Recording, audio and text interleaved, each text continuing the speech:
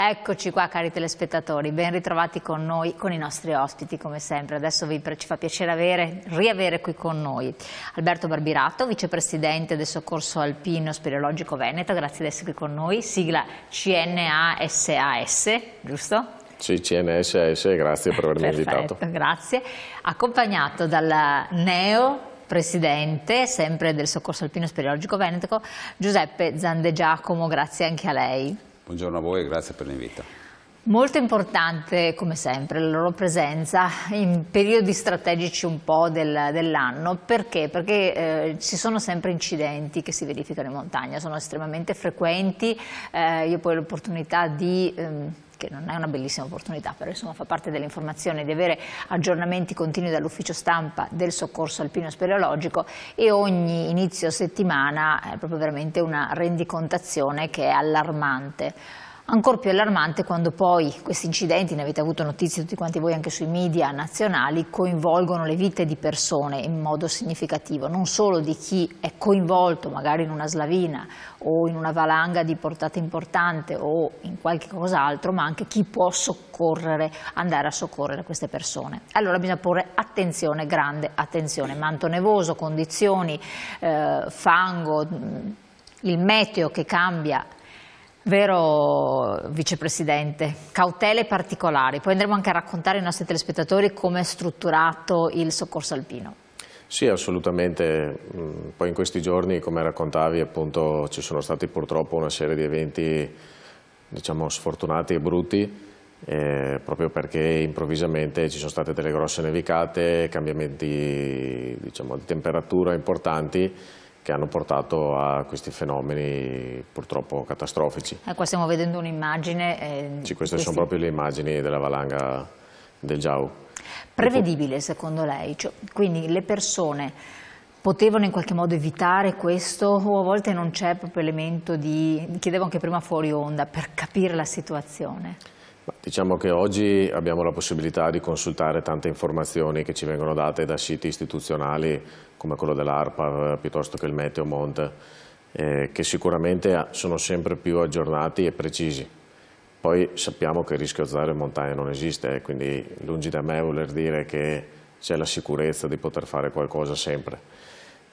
Bisogna informarsi, guardare bene le notizie e soprattutto avere anche il coraggio di decidere che quel giorno lì non è il caso magari di fare determinate gite, ma di fare qualcosa di più tranquillo. Insomma. Questo è un periodo un po' particolare per i cambiamenti di temperatura, tanto freddo, poi la temperatura durante il giorno si innalza, il manto nevoso può subire delle vibrazioni. Ma allora, oggi è il primo giorno di primavera, quindi dobbiamo anche tener conto di questo, le temperature di sicuro non possono essere quelle di dicembre e gennaio. Certo è che ha fatto un inverno un po' magro come precipitazioni, quindi il fondo che c'è è un fondo che è o assente oppure molto duro perché è stato lavorato dal vento, poi c'è stato il freddo, insomma ha passato l'inverno, e se ci nevica sopra una copertura abbondante e magari anche un po' pesante perché le temperature sono alte, delle riflessioni bisogna farle. Insomma. Assolutamente. Ecco, vedevamo anche nelle immagini, e questo per sottolineare, poi allacciarmi quanto ci racconterà il Presidente, che quando viene coinvolto in un infortunio oppure anche in una tragedia in montagna una persona, uno o due persone, l'intervento da parte vostra è massiccio. Sì, certamente su una valanga è una delle condizioni più complesse nelle quali si può andare a lavorare, perché bisogna cercare una persona che si sa e non si sa dov'è, si sa che è lì sotto, ma dove e quanto sotto. E come mi è molto piaciuto un articolo sul giornale dove il Presidente ha dato la sua testimonianza, dove ricordava il fatto che i soccorritori che erano lì erano sempre con le orecchie alte, perché siamo in una zona dove è appena venuta giù una valanga e chi dice che non ne venga giù un'altra. Bravissimo, infatti questo è importante. Questa è una cosa che va sempre tenuta conto. Chiaro, noi facciamo questo, siamo lì per quello, però prima di tutto i nostri soccorritori devono anche stare attenti alla loro di sicurezza. Insomma. Ecco, in realtà alcuni telespettatori hanno più volte chiesto come mai si vedono tanti elicotteri rispetto a una volta del soccorso alpino. Allora, premesso Quindi che... rispondo alla signora che ci ha scritto, che sta molto attenta, in zona Colli, che peraltro ben conosce il nostro vicepresidente. Permesso che gli elicotteri non sono del soccorso alpino, ma sono, diciamo, in convenzione con il servizio sanitario, quindi in questo caso con il SUEM, con Azienda Zero in Veneto. Noi non abbiamo elicotteri di proprietà, noi abbiamo personale a bordo che completa, diciamo, l'equipe che interviene. Eccolo qua, questo è giallo. Esatto, che completa l'equipe che interviene, e se ne vedono sempre di più perché chiaramente accorciano tantissimo i tempi. E questo è importantissimo. Soprattutto in situazioni come le valanghe, dove sono tempo dipendenti, poter arrivare in 10 minuti invece che in un'ora fa una differenza fondamentale per la persona che è sepolta. Poi purtroppo quando il meteo non aiuta perché c'è poca visibilità, tocca andare a piedi e allora... Oppure quando c'è anche di notte, magari ci sono situazioni un po' rischiose, ma affronteremo anche questo capitolo e delle attrezzature che è bene avere anche per farsi individuare, perché questo è un altro aspetto molto molto importante. Presidente, dicevo tante persone, per fortuna, spieghiamo ai nostri telespettatori, sono volontari, è una professione, come funziona, come siete strutturati? Ecco, allora noi siamo strutturati, a livello nazionale siamo in 7.100 circa volontari. Sarebbe da definire sotto l'aspetto operativo un piccolo esercito, ma visto il momento che stiamo attraversando direi che forse mi piace di più una grande famiglia. Ecco. Siamo in 7.100 a livello nazionale, come dicevo, siamo strutturati in servizi regionali. Il nostro, che è appunto il servizio regionale Veneto, siamo in 757 per esattezza e siamo tutti volontari, quindi a livello nazionale, cioè questo, parliamo di volontari. Ecco. E la nostra regione è divisa in 3 delegazioni, la seconda, l'11ª e la sesta che è Speleo, e operiamo quindi su tutto il territorio veneto, con ogni delegazione ha una zona ben specifica. All'interno di queste delegazioni ci sono varie stazioni e ogni stazione ha a capo un capostazione, invece capostazione, parliamo che una stazione in genere copre una vallata o un paese, ecco, più o meno, insomma. E quindi in modo che ognuno è competente anche ed esperto del territorio. Questa è una cosa importante. Questo fa sì che quando scatta l'emergenza si sa subito chi deve intervenire. Ciò non toglie naturalmente che nel caso, ad esempio, di una valanga o anche della ricerca di una persona dispersa, intervengano più stazioni, quindi il maggior numero possibile di volontari. Ricordo che ogni stazione i volontari sono reperibili 24 ore su 24, quindi 365 giorni all'anno, quindi un bel impegno. Ecco. Però dà possibilità di essere molto veloci e efficaci negli interventi. Soccorso alpino e speleologico, siete stati anche a volte chiamati in altre località extraregione quando c'è stato qualche intervento particolare, soprattutto speleologico? Sì, perché lì ci sono competenze particolari. Esatto, come dicevi tu, la componente speleologica, che appunto fa parte con quella alpina della nostra realtà, è molto importante perché diciamo, se a fronte di meno interventi, però questi interventi sono più onerosi, perché parliamo di mediamente 4-5 giornate, quindi questo comporta anche un ricambio continuo delle squadre, proprio perché stare in grotta non è facile, insomma, quindi un avvicendamento di queste persone, e come si diceva giustamente noi abbiamo delle persone molto specializzate in questo settore che intervengono non solo in altre regioni ma anche in altri stati.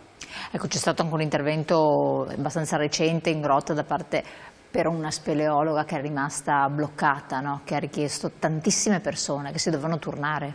Esatto, e poi anche all'interno degli speleo ci sono varie attività importanti, ad esempio può essere lo speleo sub, quindi quando ci troviamo in presenza di acqua, oppure come intervento che citavi tu c'era un passaggio stretto e quindi lì deve intervenire il disostruttore per allargare il passaggio e quindi consentire anche il trasporto di queste persone che magari nell'entrata non hanno avuto problemi perché magari sono riusciti a strisciare così, però ad uscire magari se comporta anche l'uso di una barella, la barella è molto più voluminosa, quindi bisogna cercare di risolvere questi problemi. Qua stiamo vedendo appunto delle immagini reali di vostri interventi in varie situazioni del territorio, quindi per capire anche come vi muovete e in che termini. Vicepresidente, la formazione a questo punto, parliamo di speleologo, parliamo di sub, parliamo di chi si arrampica, non che ognuno può far tutto, giusto? Ma allora sì. diciamo che per entrare a far parte del soccorso alpino bisogna prima di tutto essere dei buoni alpinisti a 360 gradi, perché le chiamate che arrivano possono essere in ambiente innevato, in parete rocciosa, su cascata di ghiaccio, ovviamente in base alla zona in cui ci troviamo. E per questo la formazione personale iniziale deve essere una formazione, diciamo, buona e a 360 gradi. Quindi chi si avvicina e desidera fare il volontario, questo lo ribadiamo per chi ci scrive, deve avere un'età non superiore a? Allora, per l'ingresso da attualmente piano formativo è 45 anni. Ecco, 45 anni massima dell'età. Esatto. Questo anche per avere una certa elasticità. Poi il Presidente ci dirà il turnover, il passaggio generazionale, l'appensionamento, se c'è o cosa. E poi deve avere una certa dimestichezza anche a livello professionale. Lei professionalmente è molto allenato, per esempio, però allora, potrebbe anche svolgere un'attività sedentaria. Certo, sì, assolutamente. L'importante è la competenza alpinistica. Competenza. Nessuno dice che una persona che durante la settimana fa attività d'ufficio non può, anzi, l'importante è che il volontario che si avvicina sia una persona appunto che ha già per sua passione personale, per suo interesse personale, delle capacità buone di movimentazione in tutti gli ambienti alpinistici. Poi supererà comunque una selezione fatta dagli istruttori nostri, e se superata riceverà tutta la formazione necessaria per unire alla sua capacità di movimento in ambiente impervio le conoscenze specifiche per portare soccorso alle persone. Diceva speleologi ma anche sub, in Sì. questi casi qua invece è un po' diverso?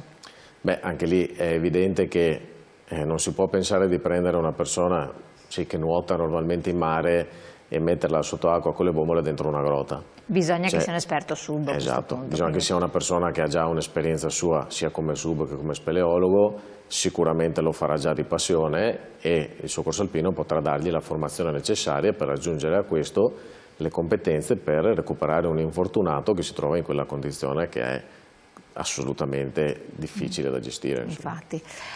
A questo punto gli anni passano, quindi voi anche professionalmente crescete e il turnover come funziona? Ci sono persone che magari a un certo punto lasciano, chi invece comunque resta sempre legato a questa, chiamiamola professione, perché di fatto è una vocazione professione. Ecco, questo è un argomento proprio interessante, nel senso che, come diceva Alberto, ci sono delle persone che vanno in montagna, ecco, però per entrare nel soccorso alpino ci vuole forse un attimino di più di sensibilità, di solidarietà, di altruismo, ecco, per intraprendere questo percorso, che mi piace comunque ricordare che chi va in montagna si arricchisce anche di tante nozioni che altrimenti magari non avrebbe. Quindi partendo da questo presupposto, sì, purtroppo anche noi come tutte le associazioni di volontariato soffriamo del fatto che l'età media si alza sempre di più e poi le nuove generazioni demograficamente sono in numero molto inferiore, quindi abbiamo difficoltà ad avere questo ricambio. Per questo cerchiamo di fare tutte quelle attività di propaganda e di divulgazione di quello che facciamo, proprio per avvicinare più gente possibile. Quindi voi lanciate un po' anche un appello generico, state cercando volontari? Certo, per noi è molto importante, per questo abbiamo attivato anche una sezione giovani, perché noi diciamo quando uno è maggiorenne ora entra nel soccorso. Questa sezione giovani, praticamente anche i ragazzi dai 14 anni in su, naturalmente con permesso ai genitori eccetera, possono entrare a far parte del nostro organico, chiaramente non in maniera operativa, però intanto si avvicinano, acquisiscono tutte quelle nozioni tecniche che si diceva prima e quindi le arricchiranno sicuramente, quindi questo può essere di stimolo, e per poi pian pianino entrare a far parte del nostro organico, conoscendo già tutti i meccanismi, le dinamiche e soprattutto le persone, ecco, perché mi piace pensare che, anzi come l'ho detto prima, siamo una grande famiglia, quindi uno deve sentirsi parte, non è che viene lì e lavora da solo, si lavora sempre tutto in gruppo, quindi il fatto del gruppo, questo è un po' la nostra forza. Un po' come la protezione civile. Esatto. Quindi lo stesso spirito anche di corpo, di gruppo che è fondamentale. Prima dell'intervallo volevo chiedere anche a lei, Vicepresidente, ma quanto la persona deve essere legata al territorio per conoscerlo bene, perché anche per dare le indicazioni, interpretarle, dopo parleremo anche delle strumentazioni di cui siete dotati, tecnologie anche all'avanguardia. Ma sì, per noi è fondamentale la conoscenza del territorio, è uno, vorrei dire, dei nostri punti forti. Il fatto che il soccorritore risieda o comunque passi la maggior parte del suo tempo nell'area in cui interviene e essendo una persona che ha passione della montagna e quindi la frequenterà sicuramente la montagna dietro casa sua, fa sì che quando arriva la chiamata, dove magari le informazioni sono minime perché c'è poco campo, perché c'è poca informazione, anche solo un particolare raccontato a quella persona può far capire dove si trova l'infortunato, perché la conoscenza del territorio è alta e quindi agevola anche il sentiero più facile per salire, il più veloce, con la conoscenza oggi se c'è ghiaccio, se non c'è ghiaccio. Questo per noi è veramente un punto forte dal quale non possiamo prescindere. Poi vedremo anche le strumentazioni, perché con il passare del tempo, anche in presenza di neve, le strumentazioni sono cambiate, si sono evolute sostanzialmente, certo. Giusto? E quindi questo è importante essere a conoscenza, non speculare su questo, ma sapere che ci sono. Pochi secondi, poi torniamo insieme.